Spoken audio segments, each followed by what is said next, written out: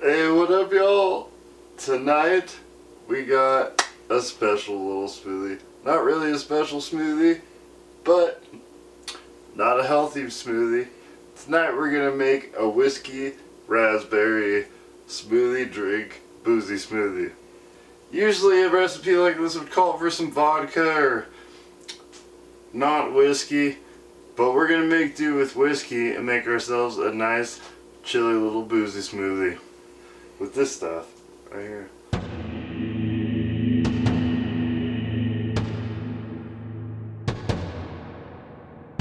Which also reminds me, I'm gonna distinguish at the beginning of the videos between this is a healthy smoothie or this is not that healthy of a smoothie. Cause Cosmic Chocolate Smoothie, not really healthy of a smoothie. It was a kind of a junk smoothie. This stuff's gonna be pretty healthy. It's all just gonna be frozen berries and orange juice, but also a lot of whiskey as well. So, out of the healthy smoothie category, maybe? But yeah, super simple. Let's get started, cause this ain't nothing but a thing. Alright, so I have it all measured out for you. So check out our portions here, huh? Alright, so we're gonna start out with our bigger berries, our big old cherries and strawberries and such, and our orange juice first thing first, because it's gonna be all our stuff to chop up. Here we go. And this is about 1.5 cups of orange juice. And this is about 1 cup of medley.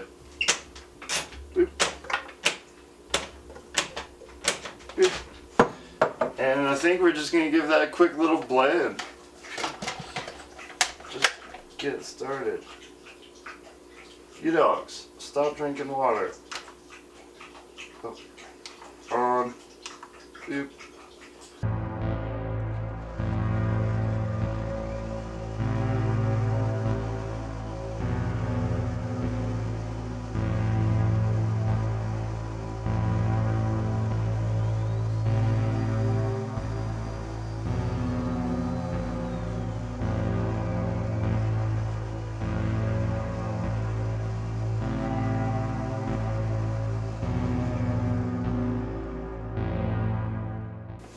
Alright. Release that.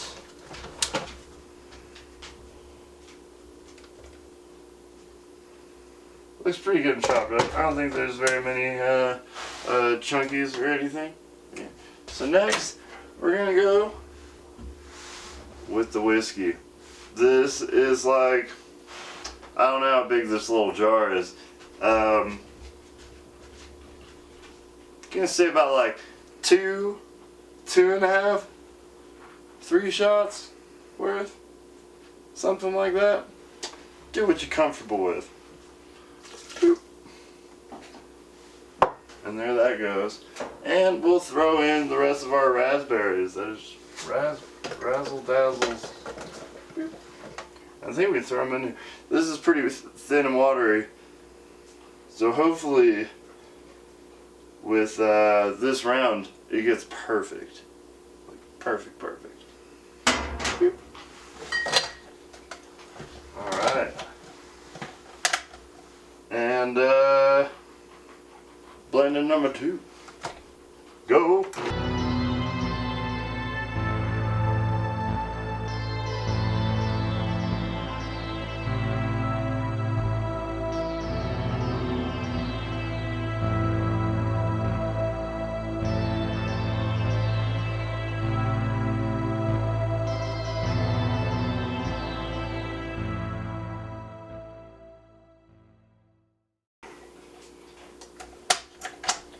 See?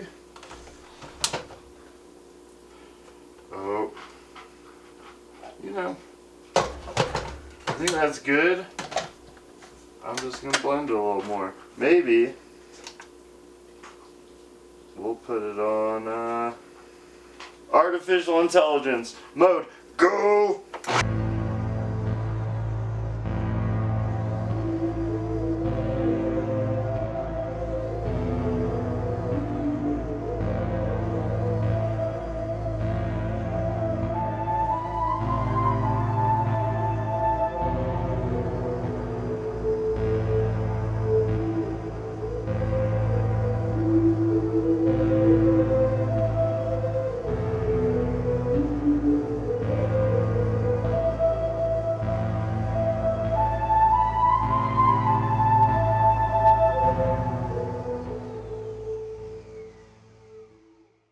Cut it off halfway. I think we're good. I mean, all right. Yeah, I think we're good. I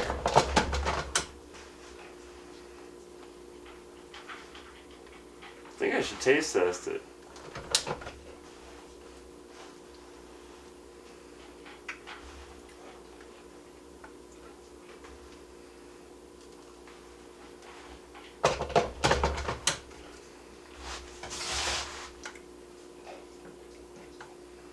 That's stuff. Let's go to the, I guess, just smoothie talk, not moment of truth. That was kind of the moment of truth. But let's do it! Boozy smoothie! Ooh. I'm being bad lad making boozy smoothies. It's all good though. Yeah, I thought I'd have a few little chillin' drinks while I wrote some tunes and whatnot. Because it's cool to kick back and have a little bit of fun.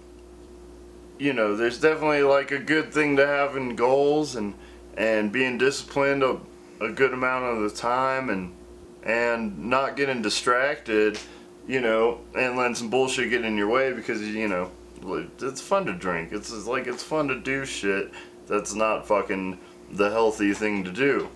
And that's like the easy way, you know what I mean? Anything worth it is, you gotta put a little bit of fucking effort, and it's probably not the most comfortable thing. Yeah. I think I'm gonna kind of classify my smoothies at the beginning of the video now. Just be like, healthy. Not fucking healthy. Good. Bad. I mean, none of them are bad though. I don't know. Boozy smoothie aside though, I wanted to talk about something pretty serious. And that's John Ronald Reuel Tolkien. J.R.R. Tolkien. Pretty much he's the father of fantasy, and you know, we all probably, y'all should know who he is. Just wanted to say, what a fucking amazing badass. I'm all about all sorts of fantasy, sci-fi shit. Like, my big shit is Warhammer 40K, but I love Star Wars, I love Star Trek, I love you know, Tolkien and the Lord of the Rings shit. So much of the stuff we would just not have today without Tolkien, Lovecraft, and Wells. So much is derived from those three dudes. Those are the fucking OGs. Can't fuck with them. Comes to Tolkien, like, that dude was kind of badass. He was at the Psalms. That was a battle in World War I where, like, it was one of the worst fucking battles. It was a crazy fucking battle where people went nuts just because repetition of the shells coming down from enemy fire and their fire and just the constant of giant freaking 50mm guns shooting. Crazy fucking battle. And really he was just a linguist. Hey Naru. But really, he was just a linguist. Ooh. He's got a quote saying that he loved language and made up these languages, and he needed stories to tell with the languages. So he started all the pre-stories that kind of weren't cemented down until later on they turned them into the Silmarillion. and Silmarillion's kind of a compilation of a ton of different little stories and stuff. Not little stories, big stories that he wrote beforehand. And that's one of the craziest things. Like he just invented the languages, and there's like a pretty similar thing going on, but just the scale of what he did was groundbreaking and has changed everything. He took mythology from all over the world and actually consolidated it into like a hard, almost tangible, fictional world, you know? Kind of solidified all these kind of nebulous things, like, all of a sudden. Which brings me to a controversial topic. I've kind of grown to like the Hobbit movies. Yeah, they look like kind of shit. The whole glitzy thing. Yeah, the whole side stories were kind of garbage. Even though, like, the Gandalf one with the council and going and doing his thing, he kind of described that to Elrond and people at the end of the Hobbit in the book, but it didn't go into it in the book. So that was kind of cool to see, even though Radagast looked like shit. But what I really liked about it, like the dialogue almost between the dwarves and Bilbo's story and the main storyline was almost like verbatim spot on, because they had all the time to do it. You know, they had to fill in time with these three movies, whereas they cut out a bunch of time out of all three of the books, you know, for the original three. It's kind of a shame. And this may be old news, yeah, but also, it's my fucking YouTube channel, and I like Lord of the Rings and Tolkien, so here you fucking go. But what I like about it, A, you know, the dialogue going through, B, they really go into the language a lot more in the trilogy. You know, you get to hear like the dark tongue, like the language of Mordor and stuff like that. You get to hear kind of a couple different Elven dialects, and a lot more of it than you did in the original trilogy. And to me, I feel like that would have been important to Tolkien, and I feel like that's cool. That's cool and important for those movies, even though, yeah, I know, but like, here's the thing, me and Buddy were talking about it, well, yeah, you freaking dog. Here's part of it. Like I said, I'm a fan of so much different fantasy stuff. Really, Warhammer and Warhammer 40k is my nerddom hole. That's the fake universe that consumes me. But I love them all equally, and you know, when some of the later Star Wars were coming out, me and a buddy were talking, and I was kind of complaining about like how like good and giddy like the new Disney Star Wars was at the end, and when everyone's coming into the planet to save the day and stuff, and you know, he put it in a good way where he's like, man, I just love the universes. Like, I just love all the content that I can kind of get about them because I think they're fucking cool. And that's really what it comes down to. And you can call me like the fanboy, like, but I just fucking love the shit and it makes me fucking happy, and any little piece of stupid information I can get on it, I'm super down. And I don't pick and choose. Like, Star Trek Next Generation is probably one of the best shows that has ever been on fucking television. I'll say it right now, one of the best shows that have ever been on television. If everyone in the world could watch that show and learn its lessons, because they already solved all the problems we have in the world today.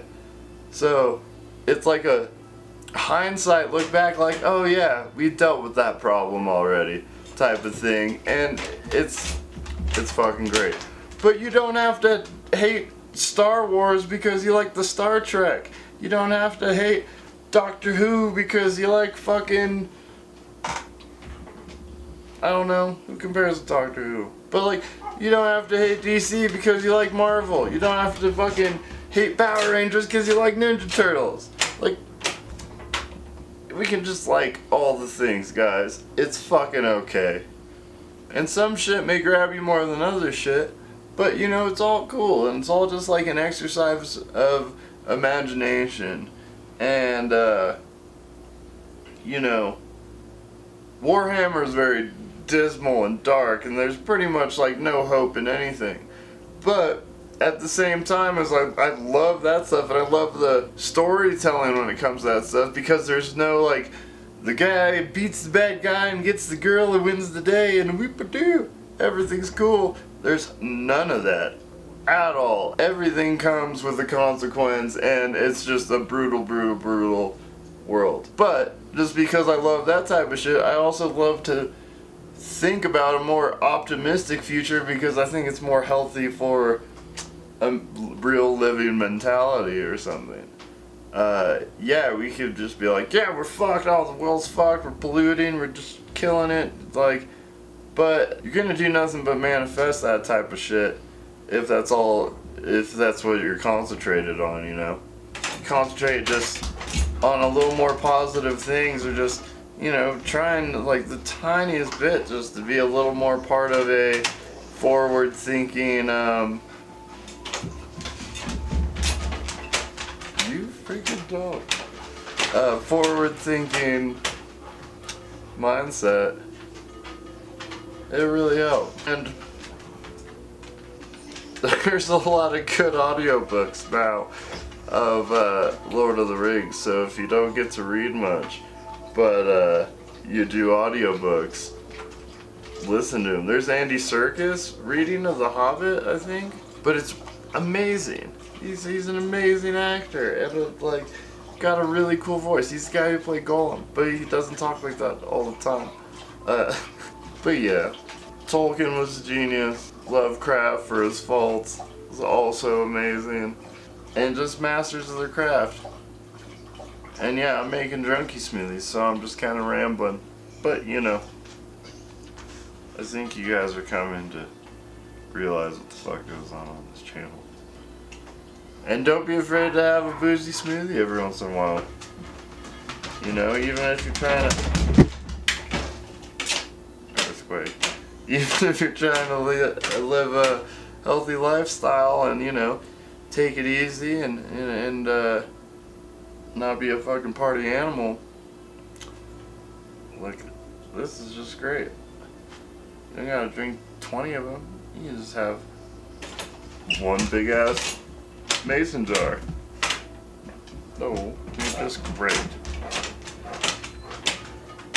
But cheers. Till next time. Thanks for coming by. And you know, stay classy.